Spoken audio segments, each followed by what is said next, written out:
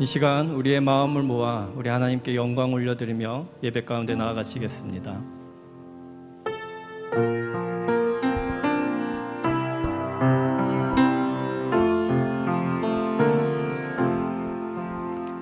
왕이신 나의 하나님,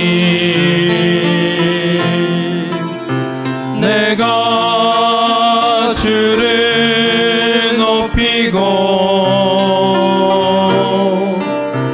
영원히 주의 이름을 송축하리.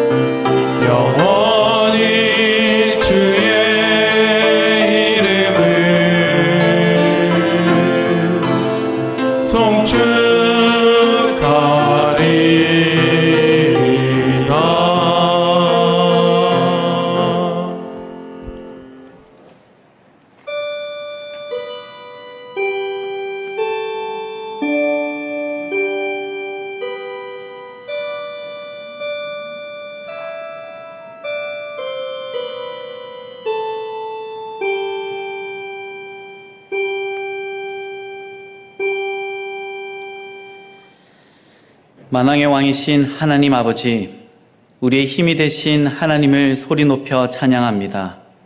언제나 가장 좋은 것으로 저희들의 영혼을 만족시켜 주시고 보이지 않는 손길로 섭리하시고 참 안식으로 인도하여 주시니 감사드립니다.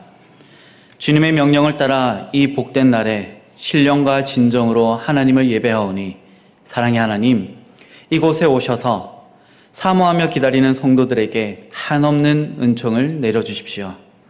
우리가 올려드리는 이 예배를 받아주시기를 예수 그리스도의 이름으로 간절히 기원드립니다. 아멘.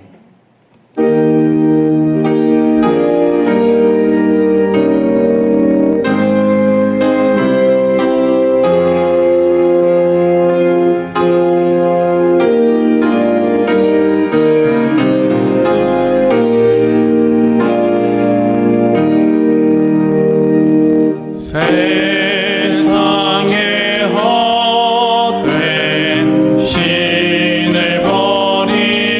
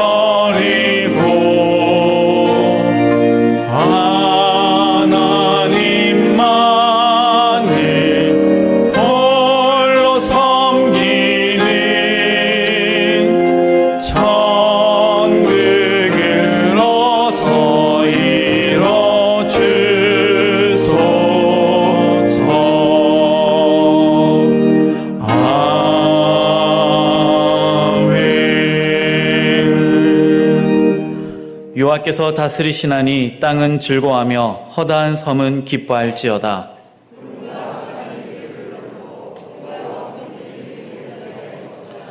불이 그의 앞에서 나와 사방의 대적들을 불사르시는도다.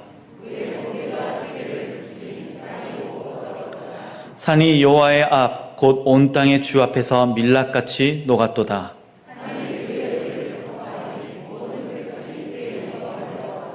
조각한 신상을 섬기며 허무한 것으로 자랑하는 자는 다 수치를 당할 것이라. 너희 신들아 여호와께 경배할지어다.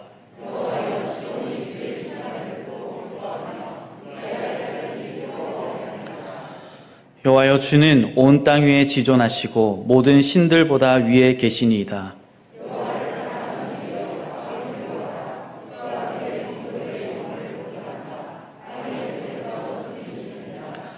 의인을 위하여 빛을 뿌리고 마음이 정직한 자를 위하여 기쁨을 뿌리시는 도다.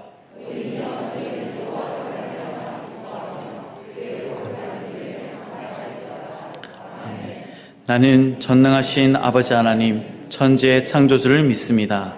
나는 그의 유일하신 아들 우리 주 예수 그리스도를 믿습니다. 그는 성령으로 잉태되어 동정녀 마리아에게서 나시고 본디오 빌라도에게 고난을 받아 십자가에 못 박혀 죽으시고 장사된 지 사흘 만에 죽은 자 가운데서 다시 살아나셨으며 하늘에 오르시어 전능하신 아버지 하나님 우편에 앉아 계시다가 거기로부터 살아있는 자와 죽은 자를 심판하러 오십니다. 나는 성령을 믿으며 거룩한 공교회와 성도의 교제와 죄를 용서받는 것과 몸의 부활과 영생을 믿습니다. 아멘. 이제 자리에 앉으셔서 하나님과 여러분만이 아는 죄를 침묵 가운데 고백하시겠습니다.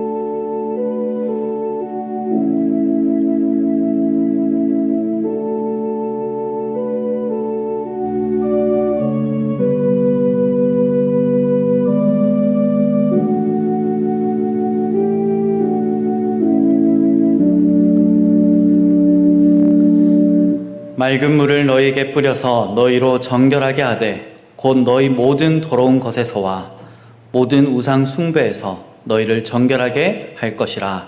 아멘.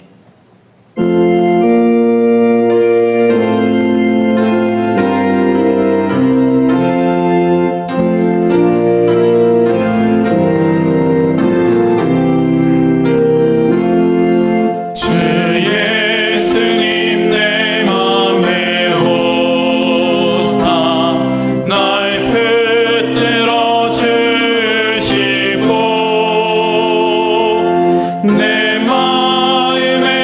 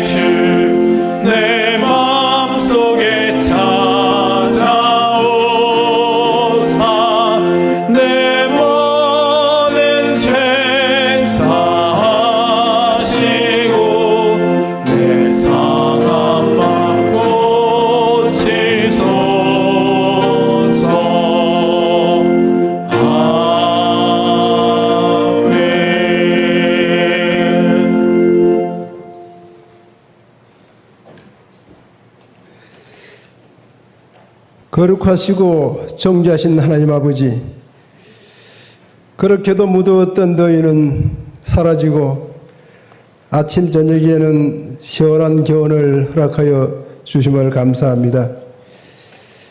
길실의 가을을 맞이하는 9월의 첫 주일에 성삼위일체이신 하나님을 믿는 저희들이 예배를 드리기 위하여 대인의 성전에 올라왔습니다. 이 시간 우리가 드리는 예배 가운데 자정하시어 영광받아 주옵소서. 사랑이 많으신 하나님 아버지, 지난 한 주간 세상에서 저희들 생각과 마음 가는 대로 정욕을 쫓아 살았습니다. 감사하는 마음은 어디론가 사라지고 불평, 불만과 짜증만 부리는 행동들을 회개하오니 용서하여 주옵소서. 하나님, 오늘 예배 중에 시간 은혜 내려주셔서 주님의 자녀된 기쁨을 누리며 항상 감사하게 하시고 기쁨으로 이 땅을 누리며 살아가게 하옵소서. 하나님 아버지, 코로나 이후 교회의 폐쇄가 속출하고 있고 교회 출석 인원이 급격히 감소하여 교회가 해야 할 사역들이 원활하게 이루어지지 못하고 있는 현실에 직면하게 되었습니다. 이 땅에 은혜를 주시사 다시 한번 한국 교회의 부흥과 복음의 본질에 충실하게 하는 대한민국의 교회들이 되게 하옵소서. 하나님, 저희 대연 교회에 매주일 등록하는 성도님들이 있습니다. 이들이 잘 정착하게 하시고 좋은 일꾼이 되어서 함께 교회를 섬기면서 교회의 큰 부흥을 보게 하시고 우리 성도님들의 가정과 일터에도 풍성한 부흥을 주옵소서. 다음 세대 인재를 양성하기 위한 리더십 학교를 운영하게 하심을 감사합니다. 이 교육이 진행되는 과정에 따라 유럽 현장 학습의 청년들과 담임 목사님께서 출국하였습니다. 그 기간 동안 건강을 지켜주시고 그곳에서 배우고 익힌 것과 견문을 넓히고 돌아와 청년들에게는 하나님께서 주시는 비전을 보게 하시고 두 분 목사님께는 귀한 목회사에게 잘 접목하게 하옵소서. 이 시간 저희 찬양팀이 준비한 성호를 찬양할 때에 저희들 기도를 함께 올려드리게 하시고 성령 충만한 시간 되게 하옵소서. 예배를 돕는 봉사자들에게 더 큰 믿음의 복을 주옵소서. 이 시간 말씀을 대할하시는 우리 김치민 목사님께 주님의 능력의 손으로 붙드시고 듣는 저희들에게 옥도와 같은 마음 주셔서 은혜 넘치게 하시고 주의 음성을 듣고 깨달을 뿐 아니라 회복의 역사가 있게 하옵소서.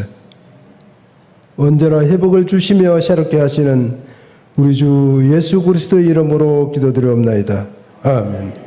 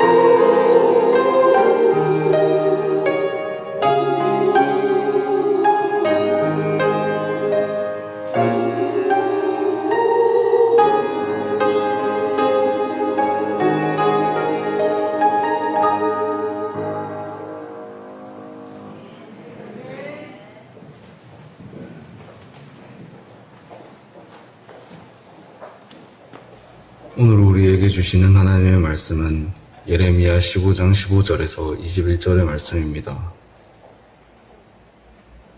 이제 하나님의 말씀을 봉독하겠습니다.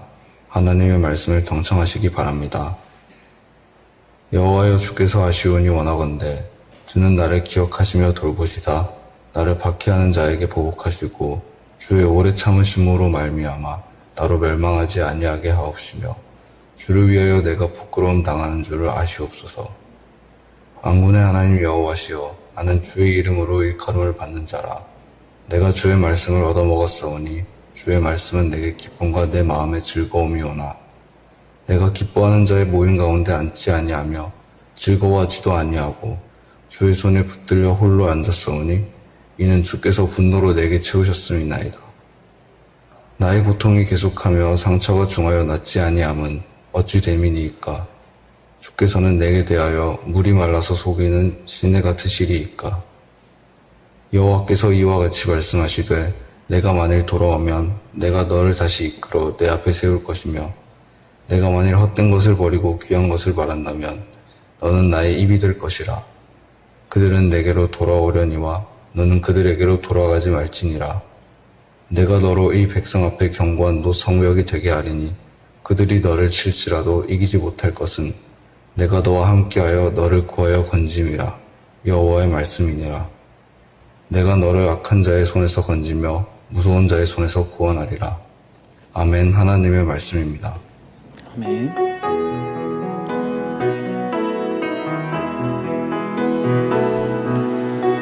이 말씀 따라 사는 동안 지치지 않게 하시고 이 말씀 따라 사는 동안 주님 나라 이루소서.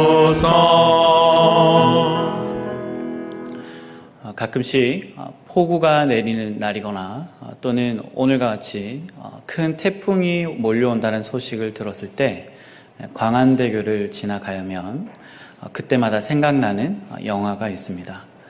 2009년에 개봉했던 해운대라는 아주 유명한 영화입니다. 부산 해운대를 시속 800km 이상의 큰 메가 쓰나미가 그 도시를 덮치는 그 위력을 꽤 잘 표현한 영화로 기억하고 있습니다. 다가오는 추석 연휴에 이 해운대를 가족과 함께 보시면 좋을 것 같아서 가족 추석 예배 모범안에 이 해운대 영화를 추천해 두었습니다. 보시면 재밌으실 것 같아요. 이 영화에서 국제해양연구소의 지질학자가 나옵니다. 그 국제해양연구소 지질학자 역할을 맡았던 배우는 박중훈 씨입니다. 그가 해운대 일대에 지각 변동에 문제가 있음을 알아차립니다. 그것을 감지하고 위험 신호를 매우 적극적으로 알립니다. 그런데 이 지질학자가 이렇게 적극적으로 위험을 알리지만 아무도 그의 말을 듣지 않습니다. 인파가 몰려있는 해수욕장에서 피서객들을 대피시키려는 노력은 그 누구도 하지 않습니다. 오히려 이 지질학자가 말하는 곧 불어닥칠 위기, 메가 쓰나미에 대해서 계속 이야기할 때마다 사람들은 듣기 불편해하면서 한반도에 무슨 메가 쓰나미가 일어나냐 하며 메가라는 말은 빼라고 말합니다. 하지만 지질학자는 자료들을 보면서 계속해서 명확하게 드러나는 쓰나미의 가능성을 봅니다. 그래서 대비책을 마련해야 된다고 주장하지만 이런 가능성을 보지 못하는 많은 사람들은 빈번히 그의 주장을 거절합니다. 주전 7세기와 6세기 사이에 하나님의 부르심을 받고 활동했던 예레미야 선지자는 유다가 하나님의 보호라는 특혜를 상실했다라고 선언합니다. 이제 유다는 이제 더 이상 이스라엘은 예루살렘 성전은 하나님이 보호하지 않을 거라는 선포였죠. 그 하나님의 특혜 상실은 곧 심판으로 이어지는 이야기가 바로 예레미야의 이야기입니다. 예언자는 보는 사람입니다. 모두에게 가려진 일들이 그들의 눈에는 보입니다. 그들은 하나님의 눈으로 세상을 보고 하나님의 마음으로 현실을 경험하기 때문에 그들은 하나님의 마음으로 세상을 보는 자들입니다. 예레미야가 보는 유다의 현실은 예레미야서 5장 27절에서 28절에 잘 나타나고 있습니다. 좀 더 이해하기 편하게 하기 위해서 이 말씀을 새번역 성경으로 읽어드리겠습니다. 조롱의 새를 가득히 잡아 넣듯이 그들은 남을 속여서 빼앗은 재물로 자기들의 집을 가득 채워 놓았다. 그렇게 해서 그들은 세도를 부리고 벼락부자가 되었다. 그들은 피둥피둥 살이 찌고 살에서 윤기가 돈다. 악한 짓은 어느 것 하나 못하는 것이 없고 자기들의 입속만 채운다. 고아의 억울한 사정을 올바르게 재판하지도 않고 가난한 사람들의 권리를 지켜주는 공정한 판결도 하지 않는다. 이것이 유다의 현실을 본 예언자 예레미야의 판단이었습니다. 하나님의 임박한 심판을 이 예언자는 바라보고 있었습니다. 예언자는 뉘우치고 회개할 것을 공고했지만 백성들은 말이 도무지 통하지 않았습니다. 여러분, 쓴소리를 하는 사람이 사랑받을 수 있습니까? 여러분에게 쓴소리를 하는 사람을 여러분들은 사랑하십니까? 그런데 어쩌겠습니까? 예언자는 하나님의 말씀을 받은 자입니다. 하나님의 뜻을 실천해야 되는 자입니다. 하나님을 등진 백성들에게 선포되는 이 예언자의 하나님의 말씀은 그 백성들에게 쓴소리로 들렸을 것입니다. 그래서 예언자는 이스라엘 백성들에게 사랑받지 못했습니다. 하나님을 믿는 자로 산다는 것은 찌르고 아프게 하고 끌어올려주는 하나님의 말씀에 귀를 기울이며 사는 것을 말합니다. 하지만 우리가 잘 알고 있다시피 예언자들의 운명은 늘 그러하듯 불행하기 짝이 없습니다.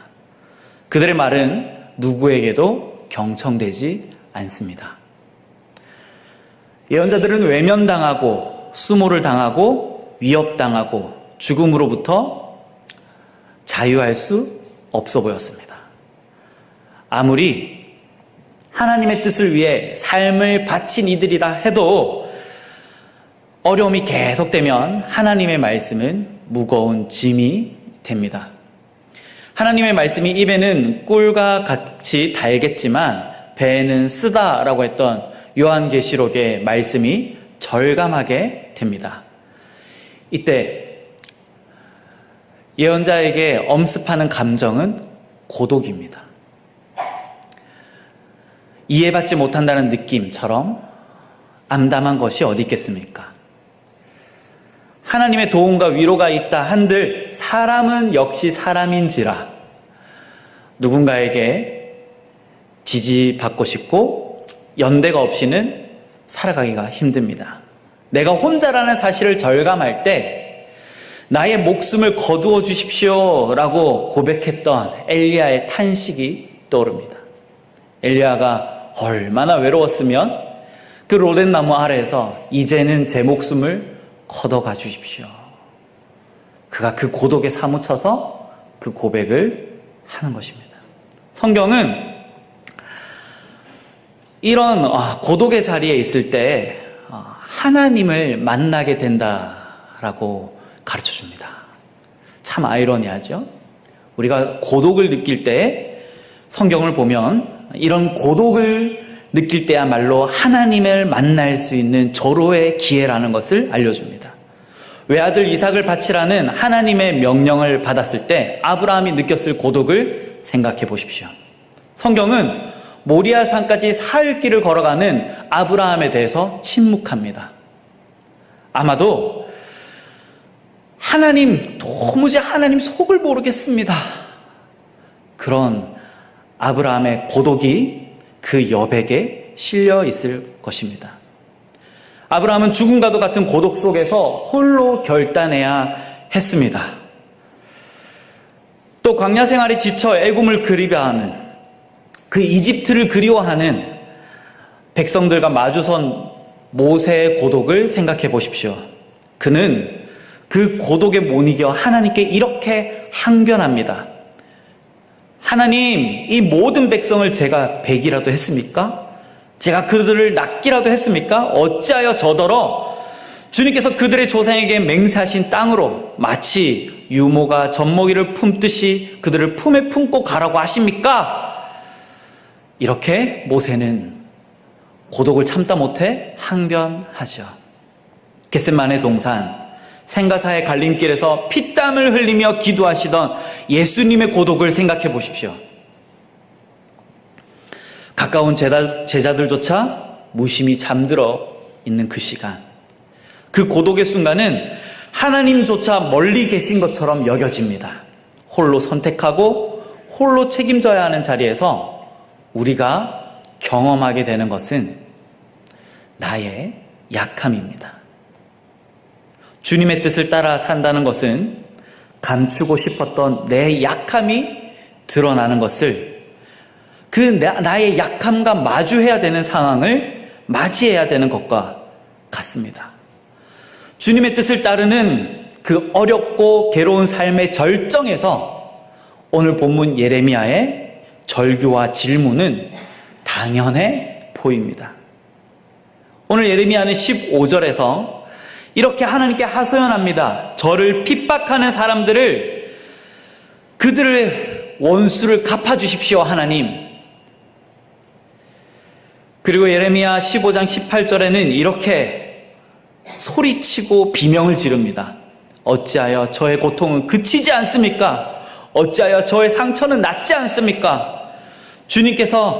주님께서는 흐르다가도 마르고 마르다가도 흐르는 여름철의 시냇물처럼 도무지 믿을 수 없는 분이 되셨습니다. 예레미야가 뭐라고 말합니까? 하나님 당신은 도무지 믿을 수 없는 분입니다. 이렇게 소리치고 있습니다.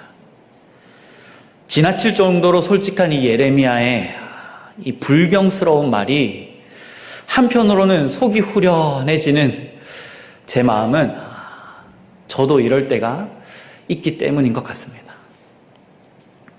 어떻게 우리 집에 이런 일이 일어납니까? 하나님을 믿을 수가 없습니다. 어쩌면 좋아요? 왜 저에게 이런 일이 생기죠? 저는 살아가면서 한 번도 사람을 해코지한 적이 없는데 왜 나에게 이런 어려움이 닥칩니까? 제가 하나님을 믿지 않기라도 했습니까? 그런데 하나님을 믿는다는 게 도대체 무엇입니까? 우리는 종종 이런 절망과 마주하게 될 때가 있습니다. 그런데 이런 절망과 마주할 때 여러분 잊지 말아야 할 사실이 하나 있습니다. 하나님은 우리에게서 모든 어려움과 고통을 제거해 주시는 분이 아니라는 사실입니다. 우리는 하나님께서 우리의 모든 고통과 우리의 모든 어려움과 우리의 모든 질병과 우리의 모든 장애물들을 제거해 주시는 분이라고 오해하고 착각하고 살아가지만 하나님은 그런 분이 아니십니다. 고통은 견디기 어려운 것이 분명합니다. 그래서 하나님은 하나님의 백성이 그런 고통을 겪지 않으시길 원합니다. 하나님은 그 하나님을 믿는다는 것이 도대체 뭐냐고 물으신다면 우리 그리스도인이 경험할 수 있는 최악의 그 상황에서, 그 최악의 상황에서 믿음의 사람이 세상에 우리는 결코 좌절하지 않는 것을 보여주는 것, 그것이 믿음입니다. 다른 사람들이 저 정도면 쓰러져야 되는데, 저 정도면 좌절해야 되는데 라고 말할 때 좌절하지 않는 모습을 보여주는 것, 그것이 하나님을 믿는 자의 모습입니다. 뿐만 아니라 그 모든 삶의 계기를 온전함을 향한 디딤돌로 삼는 자세를 보여주는 것입니다. 하나님은 우리에게 그럴 수 있는 능력을 주시는 분입니다. 물론 어려울 때 우리도 예레미야처럼 비명을 지를 수 있습니다. 하나님을 도무지 믿을 수 없다고 소리칠 수 있습니다. 그런데도 하나님은 예레미야에게 다정한 말로 응대하지 않습니다. 어줍지 않은 위로도 전하지 않습니다. 오히려 예레미야를 본래 소명의 자리로 부르십니다. 나 주가 말한다. 네가 돌아오면 내가 너를 다시 맞아들여 나를 섬기게 하겠다. 또 내가 천박한 것을 말하지 않고 귀한 것을 선포하면 너는 다시 나의 대변자가 될 것이다. 너에게로 돌아와야 할 사람들은 그들이다. 네가 그들에게로 돌아가서는 안 된다. 원수를 갚아달라느니 내 사정을 좀 봐달라거나 내가 헌신한 만큼은 아니더라도 그래도 어느 정도만큼은 인정해달라고 하는 이런 시시한 말은 그만 멈추고 너는 다시 돌이켜 내 앞으로 돌아와서 하나님 앞으로 오라는 것입니다. 그리고 하나님이 들려주시는 귀한 말을 선포하는 하나님의 대변자가 될 것이라고 말씀하십니다. 오늘 본문 15장 19절 말씀 말미에 너에게로 돌아와야 할 사람들은 그들이라는 이 말씀이 매우 강렬합니다. 우리는 이 사실을 잊을 때가 많기 때문입니다. 그래서 사도 바울은 주님의 은총을 경험한 성도들에게 이 시대의 풍조를 본받지 말라, 이 시대의 풍조를 본받지 말라라고 말합니다. 헛된 욕망을 부추기는 세상, 우리가 영적인 존재임을 망각하도록 만드는 타락한 문화, 돈벌이를 위해서라면 양심을 파는 것을 부끄럽게 여기지 않는 세상, 이 세상의 풍조는 믿음으로 극복되어야 할 세상이지 우리가 추종해야 될 세상이 아닙니다. 전투기 비행사들이 이따금씩 경험하게 되는 현상이 있는데 그 현상을 비행 착각이라고 합니다.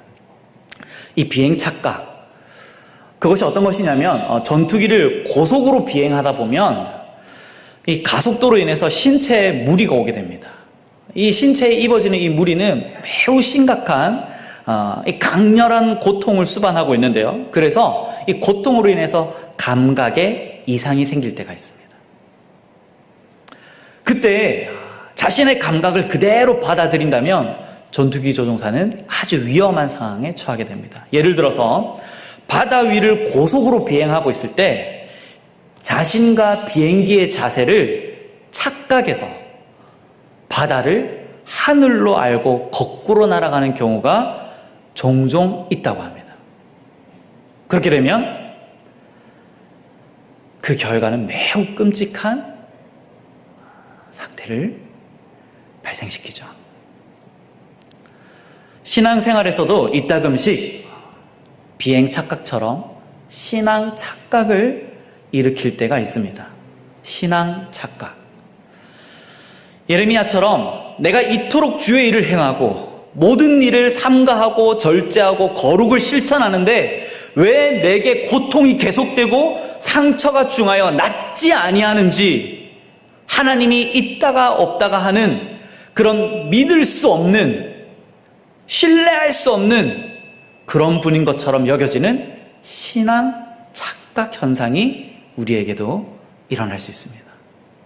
비행 착각이 하늘과 땅의 방향 감각을 착각한 것이라면 신앙 착각은 하나님과 나 사이에 중심 감각을 잃어버리는 현상입니다.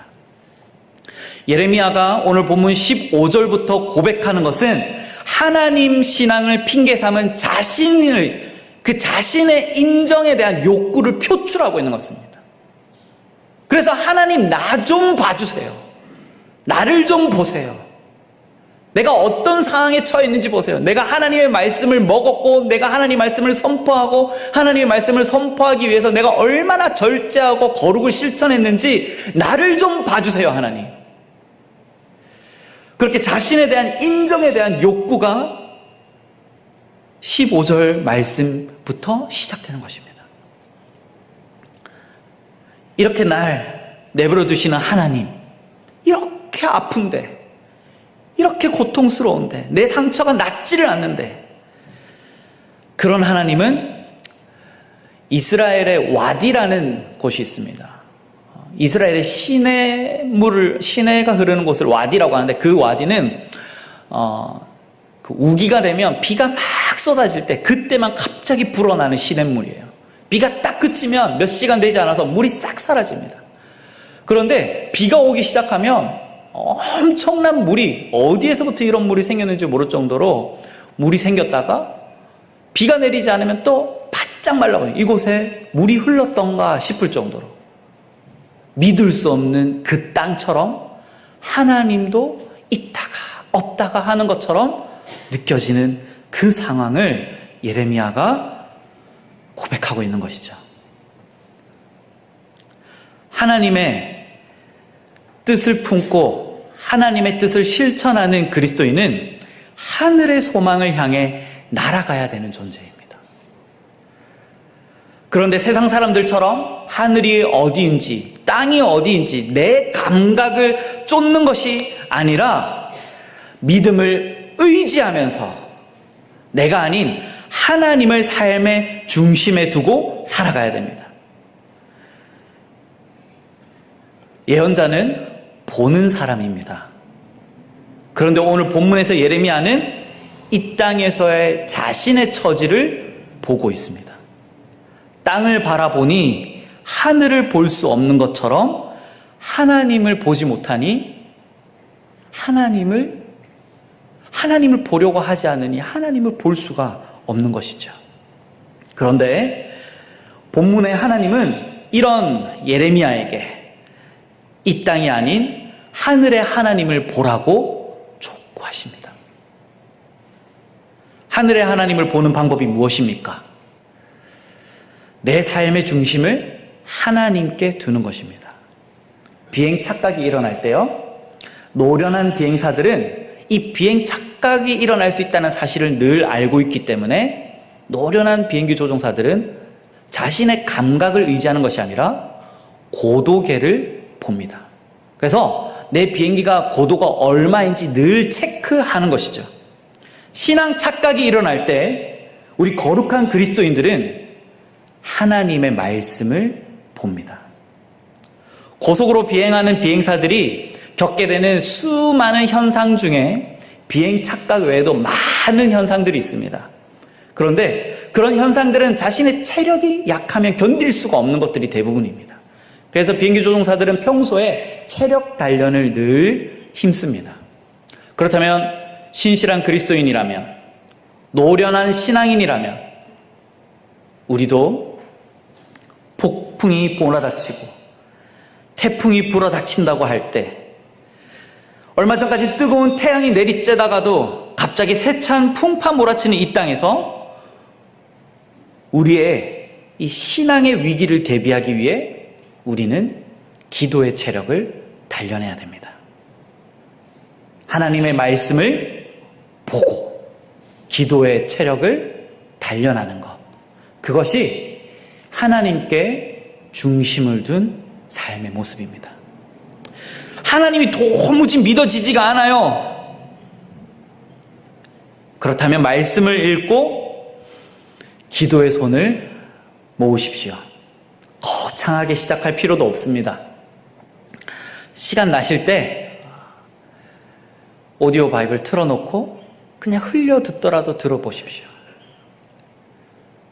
그러면 하나님께서 어느 날 우리에게 감동을 주셔서 이 말씀 어디에 있는 말씀이지? 말씀을 손에 쥐게 만들고 찾게 만들고 그 말씀의 밑줄을 끄게 만들고 암송하게 만드는 은혜가 있을 줄 믿습니다. 우리는 10분짜리 담임 목사님 설교가 매주 카카오톡에 올라옵니다. 바쁜 오늘날을 살아가고 있는 성도님들을 위한 단비 같은 선물입니다. 바쁘셔서 말씀을 듣지 못하고 말씀에 집중하지 못한다면 이 10분의 말씀이라도 귀 기울여 보십시오. 그 말씀의 은혜가 임하게 되고 그 말씀을 듣고 또 힘을 충전하고 하나님의 뜻을 따라 살아가게 되는 것, 그것이 하나님께 중심을 둔 삶입니다. 여러분, 거창하게 뭔가를 하려고 하지 말고 기초부터 다져봅시다. 기도는 어떻습니까? 여러분, 식사기도 잘 하고 계십니까? 형식적인 기도는 되지 않았습니까? 진심으로 감사의 기도를 하나님께 드리십시오. 식사를 할 때마다 이것을 채워주시고 내 삶을 채워주시는 하나님을 기억하면서 소리내어 기도해 보십시오. 오늘 잠들기 전, 때로는 내가 살아보니 오늘같이 힘든 날이 없었다라고 했던 그날이 떠오르십니까? 너무 수고하고 너무 힘들었고 내일이 두려울 때, 그때 눈을 감고 하나님께 오늘 하루도 함께 해주셔서 감사합니다 라고 기도해 보십시오. 그것이 하나님께 삶의 중심을 둔 그리스도인의 모습입니다. 여호와께서 이와 같이 말씀하시되 내가 만일 돌아오면 내가 너를 다시 이끌어 내 앞에 세울 것이며 내가 만일 헛된 것을 버리고 귀한 것을 말한다면 너는 나의 입이 될 것이라. 추수를 기다리는 가을의 문턱에 흰남노라는 거대한 태풍이 몰아쳐 온다고 하니 우리 마음이 어수선해집니다. 이 세상의 어수선함에 기대어서 못 믿겠다는 헛된 말 버리고 언제나 날 사랑하시는, 언제나 새 생명 주시는 주님만 바라봅니다. 이 귀한 고백을 하나님께 올려드립시다.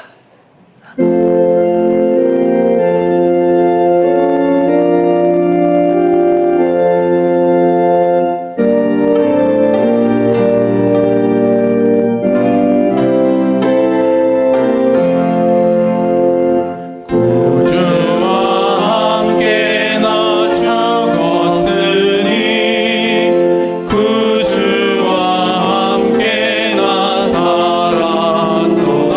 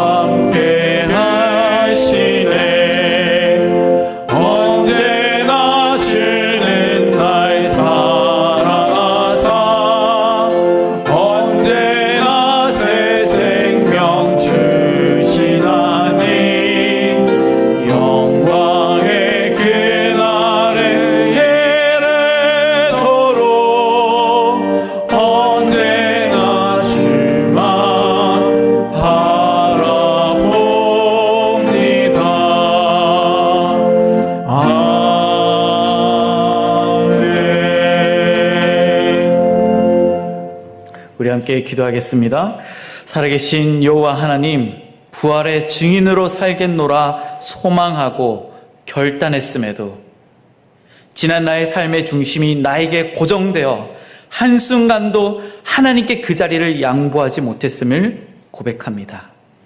이제 이 중심을 하나님께 두려 합니다. 어떤 세상의 도전과 시험과 유혹이 나를 엄습해 올지 두렵사오니 예레미야에게 약속하신 것처럼 우리에게도 노선벽과 같은 흔들리지 않는 믿음을 허락하여 주시옵소서.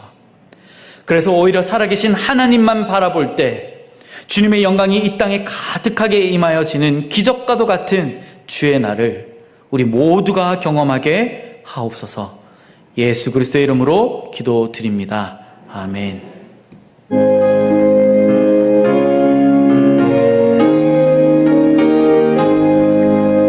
진리와 생명 되신 주, 이 몸을 바치옵니다. 믿음과 소망 사랑에 한 마음 되게 하소서.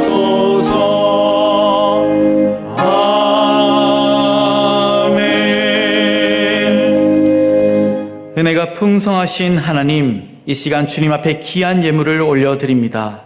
주님 기뻐 받아주시고 흠양하여 주옵소서. 드리는 손길마다 하나님의 신령한 복으로 땅에 기름진 것으로 가득 채워 주옵소서. 여기저기 우리의 삶이 상처나 있습니다. 주님의 사랑으로 에워싸 주시기를 간절히 바랍니다.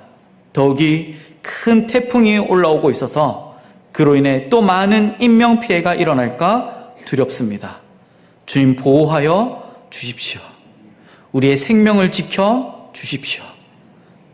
주의 연약한 백성들은 주님이 필요합니다.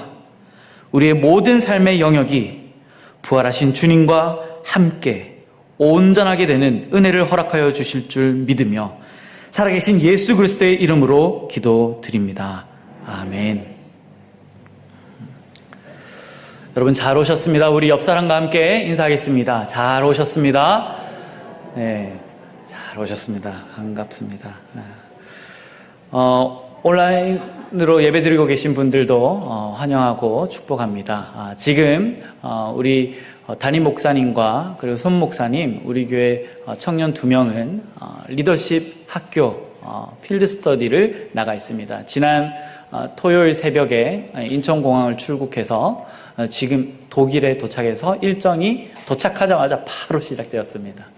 여기는 독일에서 이제 사진을 찍어서 보내주신 것인데 학생들이 많지요. 우리나라의 40여 명의 학생들과 청년들과 우리 목사님과 함께 지금 일정을 소화하고 있습니다. 특별히 우리 담임 목사님 그리고 손성만 목사님, 우리 교회 청년 2명이 함께하고 있으니 기도해 주시기 바랍니다.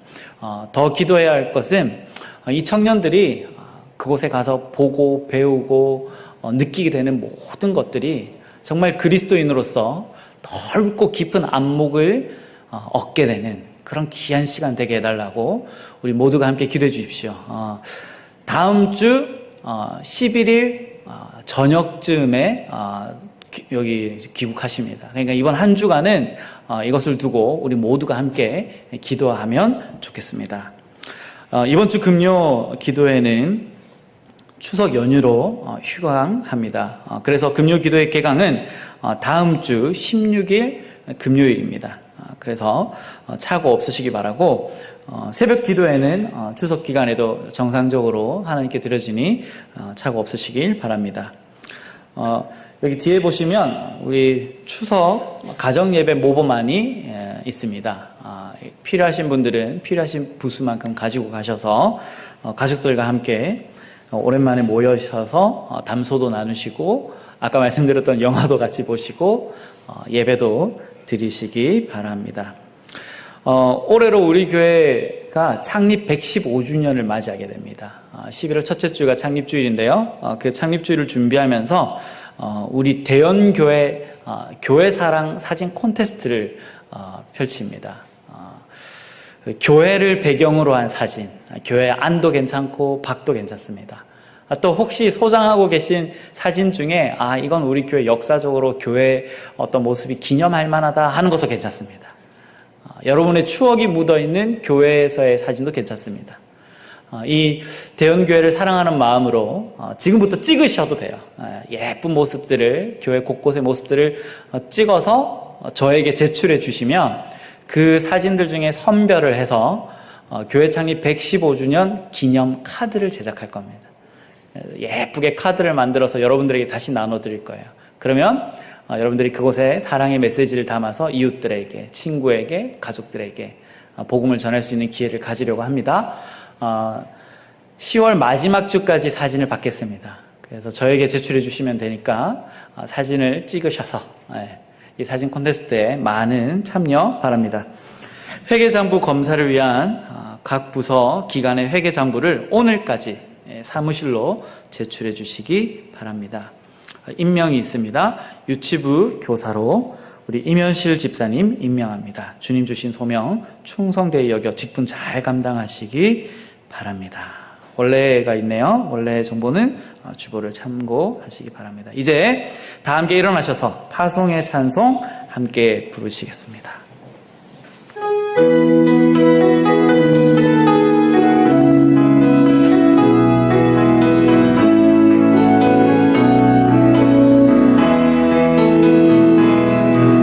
그 선한 힘에 고요히 감사하여